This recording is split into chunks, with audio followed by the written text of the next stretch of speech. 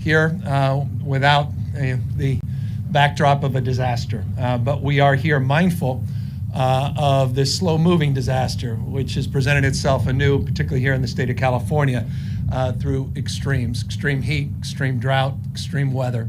And we're here mindful of our role and responsibility to do more and do better. But I also am mindful that we're here in California, and I want to just take the opportunity to brag a little bit. A state of dreamers, of doers, of innovators, a state that long has prided itself on being on the leading and cutting edge of new ideas. Here we are in the Bay Area, the source of so much energy and innovation, literally and figuratively, a stone's throw away from Palo Alto. We love to say about this region, the future happens here first. And as it relates to the issue of climate change, we are also mindful of our role and responsibility to address it. And so much of, I think, what makes California unique and special is demonstrably exemplified in the work we have done to tackle head-on the issue of climate change. And that goes back decades. In fact, year of my birth, 1967, the California Air Resources Board was conceived by a Republican governor at the time. Clean Air Act, just 3 years later, codifying California's leadership with the work that President Nixon advanced. Again, Republicans, not just Democrats, were leading the way in terms of addressing our efforts to mitigate the most acute impacts of climate change. That has significantly changed over the course of the last half century. And we're here mindful of that as a backdrop, but also mindful of the extraordinary progress that President Biden has made over the course of the last number of years. There's simply no president in modern American history that's done more to deliver on the promise of addressing head-on the issue of climate change than President Joe Biden. I cannot be more privileged and pleased not only to assert that, but to lay claim that with the IRA and Congresswoman's extraordinary work, that we're already seeing unprecedented investments all across the United States of America to advance the call that was made in August of last year. And California, of course, is one of many states that's a beneficiary of those investments. We have in California, in closing, 6 times more clean energy jobs than we do fossil fuel jobs. California has produced roughly 1 out of every 4 clean energy jobs in America, 27%. This state prides itself, again, on being on the leading and cutting edge of this transition. And we're proving we can do it and grow our economy. But we need to do it with remarkably talented people, and we need to create an energy and a framework to create a generation of doers, not just dreamers. And that's why it's my honor to introduce one of those doers who's part of this remarkable program that we established a few years ago called the California Climate Corps. In the spirit, Mr. President, of Sarge Shriver, in the spirit of our time, we say it often, the happiest people in the world are those that volunteer. The tallest people are those that bend down on one knee to help lift other people up. And to see the energy, the passion, and action of these young people displayed all across the state of California that just haven't gotten the memo. They don't buy into the cynicism, the negativity, and the fear, and the division. In so many ways, they're the antidote to all of that. And China is one of those remarkable young leaders that's taking her action and passion locally and is driving change and inspiring others throughout the state of California. And so I couldn't be more honored to have the privilege of introducing China, who will be introducing you appropriately, Mr. President. Welcome back to the great state of California, and it's my honor to introduce China Tai.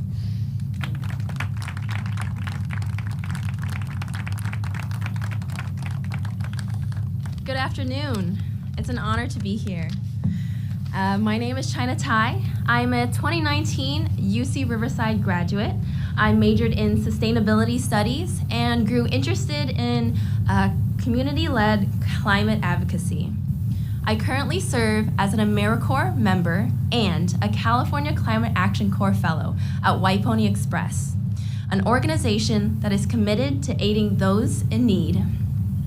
We help combat climate change and fight food insecurity by diverting fresh, healthy foods from landfills and redistributing it to underserved communities. In other words, we're rescuing surplus food and giving it to the people most in need. Our work also has another important benefit. When we reduce the edible surplus food from ending up in landfills, we're also reducing methane, a harmful pollutant that is a major driver in the climate crisis. Our work took on a new meaning during the recent spate of punishable storms in California. When we helped the unhoused by giving them tarps and other necessities, they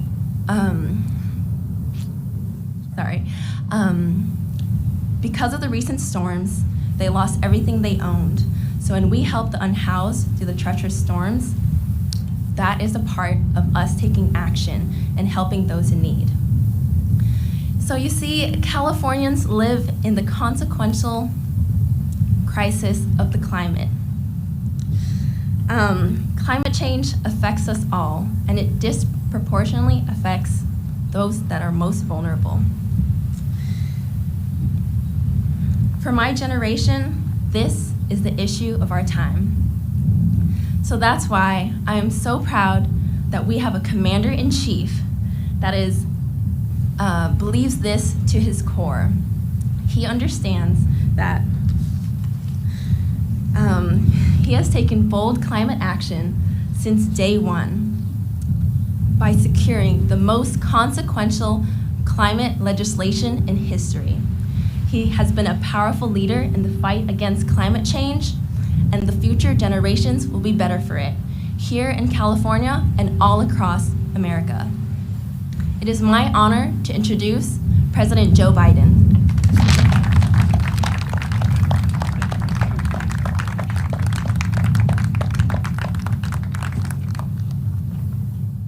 Well, thank you, China. Is that an introduction? Governor Newsom, I tell you what, it's nice to be here, as you said, working on something that's a positive thing going forward and not fixing something that happened very badly. We spent a lot of time in helicopters flying over areas that needed help. Folks, I want to thank Anna. Thank you, kid. You've been incredible. You've been a friend for a long time in the Congress when I was in the Senate, and you've done remarkable work. You partnered everything from protecting the environment to improving the lives of the people in this district, and thanks to all the climate leaders that are here today. You know, we just visited the salt marsh, as you saw. We walked down to the end of the Safer Bay Project, and a public-private partnership that's harnessing the nature of our ability to do what this young woman in China did. You know, I always say, and I mean it sincerely, I've been around a long time in public life. I got elected when I was about your age, when I was 28 years old. And you know what? I've never been more optimistic. You and I were talking about that privately. I swear to God, I've never been more optimistic in my life. And the reason I'm optimistic is because of this generation. It's the best educated, the most engaged, the most involved, and the most consequential. They're in. Governor was telling me about when they announced the program, there was 3,000 slots and about 10,000 people immediately tried to sign on. Well, look, these wetlands act as a critical buffer between the rising tides and the communities at risk, protecting homes, property, and infrastructure against flooding. They also absorb carbon dioxide from the air, and we're right next to Route 101, and where cars and trucks emit a lot of carbon pollution. What we're seeing here is an amazing success story of how you can work together to make our communities more climate resilient. It matters. Resiliency matters. You know, I've toured many sites across the country that clearly show climate change is the existential threat to humanity. The existential threat to humanity. Here in California, the governor, you and I stood together with first responders near Monterey Bay after touring the damage that was done. The devastating storms caused historic flooding that killed 21 people. That comes on the heels of the worst droughts in California in more than a millennia and the highest sea level rise in more than a century. I've seen wildfire devastation across the West, burning more acres to the ground than are square miles in the state of Maryland. That's how much got burned to the ground, and all the just flying over it is devastating. There's been historic tornadoes and flooding in the Midwest and the Southeast. And just last week across the East Coast and Midwest, we saw what you've already seen here in California. Millions of Americans sheltering indoors. The air not safe to breathe, orange haze covering the sky. It's incredible. By the way, to address those wildfire smoke that's coming from Canada, we're sharing cutting-edge technology that's already used here in California to help detect early fires and help them in sending, in addition to that, firefighters and tankers as well. Folks, the impacts we're seeing in climate change are only going to get more frequent and more ferocious and more costly. Last year alone, natural disasters in America caused $165 billion in damage. Just last year alone, $165 billion in damage. But the worsening impacts are not inevitable. Building on our incredible effort locally, my administration is doing all we can to help recover and build so we can be prepared to and adapt. You know, it's all part of my Invest in America agenda the governor was referencing. It starts with the most significant climate investment law ever, anywhere in the history of the world. Over $368 billion, 369 to be precise, in clean energy development, environmental justice, conservation, and so much more. We will cut 1 billion tons of carbon emission a year, create millions of good-paying jobs. It's already attracting billions of dollars in the private sector because businesses are realizing it's overwhelming their interest. As a matter of fact, a couple of businesses are suing banks because they want to consider whether or not they're environmentally, anyway, I won't get into all that. But I want to emphasize again, we're taking the most aggressive climate action ever. It's focused on mitigation, which means historic investments in developing clean energy by reducing dependence on fossil fuel, and resilience, which means communities can better withstand the impacts of climate change and extreme weather. With the combination of the Bipartisan Infrastructure Law and the Inflation Reduction Act and the CHIPS and Science Act, we've invested more than $50 billion so far in climate resilience. Nearly $9 billion to make transportation infrastructure more resilient by elevating roads and bridges above projected flood zones. $13 billion to decrease the wildfire risk and improve forest health and paying for firefighters who risk their lives every day. Drought mitigation, $15.4 billion to bolster the West's resilience to drought. These investments are being made in the context of a mega drought affecting the Colorado River Basin. 40 million Americans already drinking water thousands of farmers rely on for integration, and 40 million count on that river, and so do the farmers. $6.6 billion in coastal resilience restoration of reefs and construction of other infrastructure to mitigate storm damage, plus more than $17 billion from the Bipartisan Infrastructure Law to bolster resilience for coastal water and waterways infrastructure, including funding to address food, floods, storms, hurricane risk, and restore coastal ecosystems. Climate-smart agriculture, nearly $20 billion in funding for precision irrigation and planting cover crops, plus a $1 billion America the Beautiful challenge to accelerate locally led conservation efforts. Folks, flood mitigation, $3.5 million, reduce and eliminate the risk of repetitive flood damage to buildings, plus $1 billion in funding mitigation measures to increase community resilience, like supporting adaptations of hazard-resistant building codes. And maybe most important, I've committed that by 2020, we will have conserved 30% of all the lands and waters the United States has jurisdiction over, and simultaneously reduce emissions to blunt climate impacts. We're on our way. Conservation, land and water, we put more in conservation of land and water than any president in the history of the United States since but John Kennedy. We're leading the way in Palo Alto and East Palo Alto and to Bellhaven. For instance, a local nonprofit called Climate Resilient Communities gives community, thank you. Are you all part of that? Thank you. Gives members a voice in planning and adaptation. I'm here today to announce that we're putting our critical climate investment to work.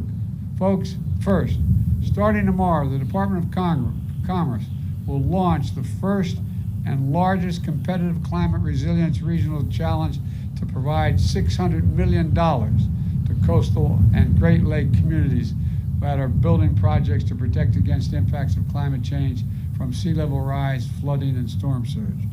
We're investing in the people and places that have been hit the hardest, but who are also on the front lines of leading us forward. Folks, second thing we're doing, the Department of Energy is going to announce that it's investing more than $2 billion to modernize our electric grid to be more climate resilient, including more than $67 million starting off in California. That funding can help ensure our electric grid is stronger, that the lights and air conditioning and internet stay on during heat waves and storms and other climate events, so the lights can stay on in hospital operating rooms, nursing homes, and so many other critical care facilities. And third, later this year, we're hosting the first ever White House Summit that convenes local, state, tribal, and territorial leaders focused on climate resilience. It's going to include a roadmap for how these historic climate actions are going to build more climate resilient communities all across America, saving lives and homes, providing peace of mind. This is how we're going to meet the moment. This is how we're going to, unfortunately, some of our MAGA Republican friends in Congress are continuing to try to undo all the progress we've already made in the first 2.5 years. They were holding the country hostage over the debt limit unless I would gut the climate provisions of the Inflation Reduction Act. I was determined not to let that happen. With your significant help, and I mean that sincerely, all of you here, particularly Ann and the House and the Congress, we didn't let that happen. And in the end, we didn't just protect some of the climate money and clean energy provisions, we protected every single solitary one.